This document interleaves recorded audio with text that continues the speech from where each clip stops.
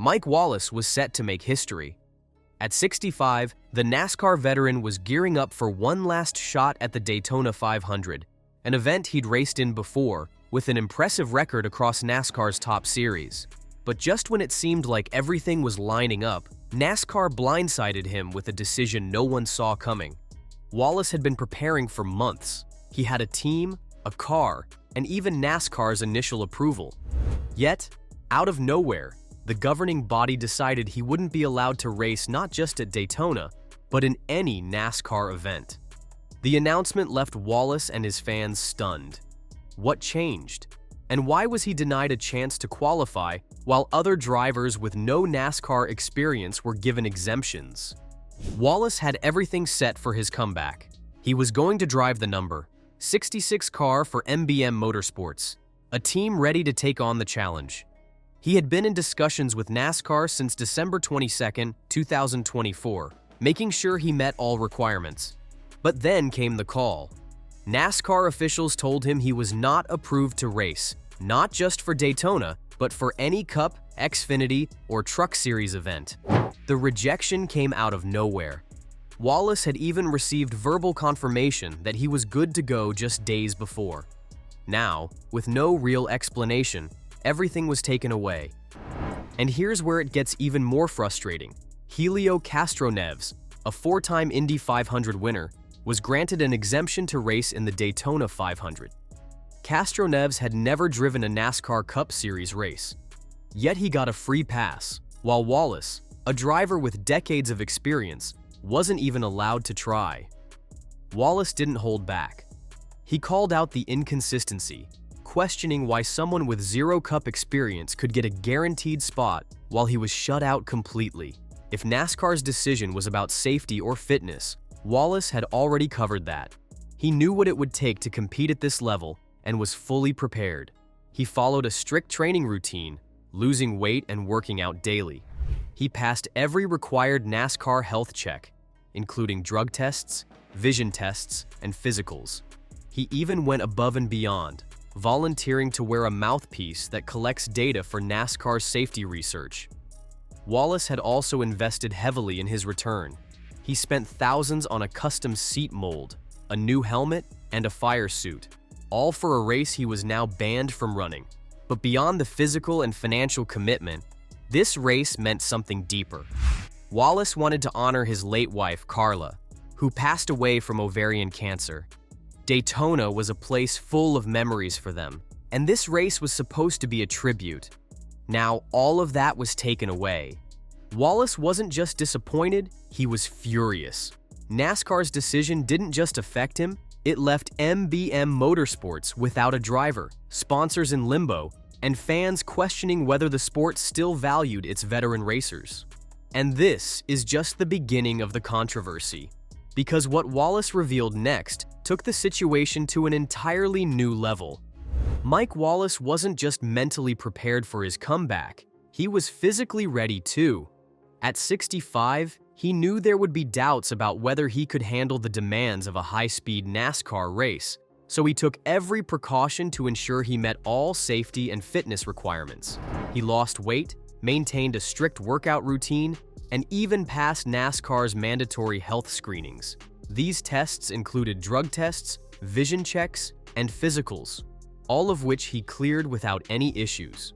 On top of that, Wallace went the extra mile, offering to wear a biometric mouthpiece that NASCAR uses to collect safety data.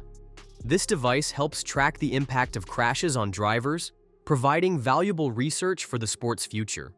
If NASCAR had any concerns about his health or safety, why would they approve him for these tests in the first place? That's what left Wallace and his supporters even more frustrated. He wasn't just some retired driver trying to jump back into the car. He had done everything by the book. Yet while younger, less experienced drivers were given exemptions, Wallace was shut out with no real explanation. For Wallace, this wasn't about racing again. It was personal. It was his opportunity to honor his late wife, Carla, who died of ovarian cancer. The Daytona 500 was a race that held a special memory for them. It was a race they had attended and watched together for many years. Racing at Daytona would have served as a real tribute to her memory, and therein lay the deep anguish related to being rejected. Wallace put everything into succeeding in this race, really into a comeback, not only the money, but all of his emotions anticipating the race. Thousands were spent on equipment, a custom seat mold, a new helmet, and a fire suit, every possible measure of safety. But the emotional aspect overshadowed any financial cost. Wallace wanted one last chance on NASCAR's biggest stage to show that he still had it in him and to honor one who supported him through his career. Instead, that could be taken from him for reasons unknown. The fallout from NASCAR's decision impacted Wallace, but MBM Motorsports suffered serious consequences as well. The team had made their Daytona 500 plans for Wallace, securing sponsorships, preparing the car, and planning logistics for the race. With the sudden occurrence of Wallace's ban, MBM was scrambling to find a replacement close to the event. Sponsorship deals that were lined up for Wallace were now in jeopardy and putting pressure on the already small team. Unlike the powerhouse organizations in NASCAR, small teams like MBM rely on these deals for survival, and losing a driver at the last moment meant potential sponsors might withdraw. The decision also raised questions about how NASCAR treats independent teams. While big-name organizations are often perceived as legitimate, small teams like MBM are put under the microscope, making it more difficult for them to remain contenders. Wallace's story did not just pertain to one driver. It told a story of the systemic struggles underfunded teams face, trying to survive in a sport rapidly being taken over by corporations. Mike Wallace's rejection from NASCAR didn't just affect him and MBM Motorsports. The uproar it caused went beyond that. Fans, analysts, and even fellow racers were all wondering why on earth suddenly a veteran driver with a squeaky clean record would be deemed not eligible. Social media went wild with criticisms and assorted accusations being hurled at NASCAR for allegedly picking on Wallace. Some said it was payback because of Wallace's earlier suspension for something he posted on social media. Others said that he had already served that punishment and been reinstated. Some added it was unfair to put aside the older veteran, while young drivers with poor records were allowed to race. The whole thing got messier when it was disclosed that Wallace went above and beyond to ensure his safety, rendering NASCAR's decision more improbable. NASCAR threw fuel on the fire with its lack of transparency, and that just added to the fan demand for answers that were never forthcoming. NASCAR's official reasoning behind Wallace's rejection remained vague. While they never explicitly stated why he was denied, some reports suggested it was due to concerns over his age and safety.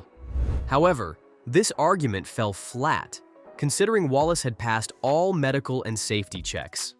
Additionally, NASCAR has previously allowed older drivers to compete, making Wallace's situation stand out as inconsistent. Some insiders suggested that NASCAR simply didn't want to deal with any potential controversy surrounding Wallace, given his past suspension. If true, this raised serious concerns about whether personal bias played a role in the decision. NASCAR's reluctance to provide a clear explanation only made things worse as fans and industry professionals continued to push for answers.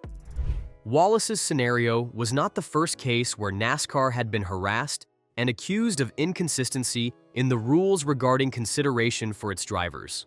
Controversies about driver eligibility have often received scant explanations from NASCAR.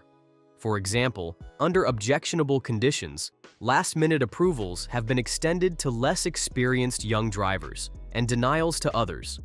Wallace, however, isn't the only junior driver who has raced at a high level and yet not been allowed entry into that particular race. There have been stories of driver compacts allowing 60-something-year-olds to race. That, in turn, makes Wallace's story seem even more unjust. Such double standards raise questions about whether or not the rules are being applied uniformly across the board, or whether outside factors are, indeed, coming into play. All the incidents that have happened around Wallace add to a much larger number of calls in question. further damaging the credibility of NASCAR in the eyes of its fans. The fallout from Wallace's rejection goes beyond just one race. It highlights the growing concerns about transparency, fairness, and the treatment of veteran drivers in NASCAR. If a driver like Wallace, with decades of experience and full medical clearance, can be denied without a clear explanation, what does that mean for others? The decision also raises questions about how independent teams are treated, as MBM Motorsports suffered a major setback due to NASCAR's lack of clarity. For Wallace, this may have been his last chance to compete at Daytona, making the rejection even more heartbreaking. What do you think? Was NASCAR's decision justified, or did they unfairly sideline Mike Wallace? Let us know in the comments, and don't forget to like and subscribe for more racing news and analysis. Stay tuned, we've got more shocking NASCAR stories coming your way.